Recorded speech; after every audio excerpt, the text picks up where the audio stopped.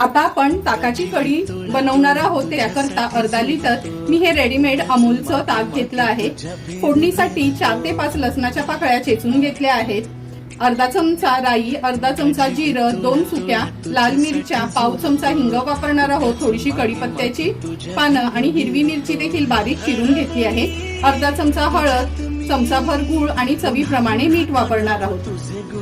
कढी बनवण्याकरता गॅसवर आपण एक पातेलं ठेवलं आहे गरम करत। अगदी चमचाभरच तूप घेणार आहोत। त्याच्यामध्ये तूप व्यवस्थित मेल्ट करून घ्यायचे।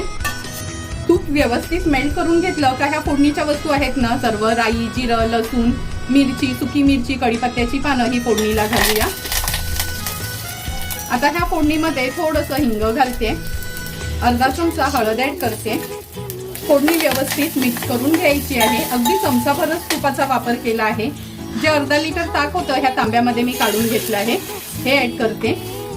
ताक ऍड केल्याबरोबर लगेचच आपल्याला ना पळीने हे हलवत राहायचं आहे आणि गॅसची फ्लेम अगदी लोवर ठेवायची आहे।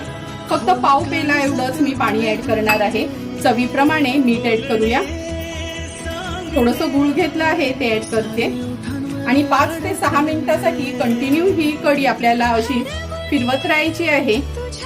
तुम्ही बघू शकता 7 ते 8 मिनिटं झाले ही कढी आपण लो फ्लेमवर व्यवस्थित अशी ढवळून घेत होतो, म्हणजे फुटू नये म्हणून। हे बघा, सुंदर अशी आपली ताकाची कढी तयार आहे। गॅसची फ्लेम आता स्विच ऑफ करते आणि थोडीशी कोथिंबीर ह्याच्यावर स्प्रिंकल करून घेते।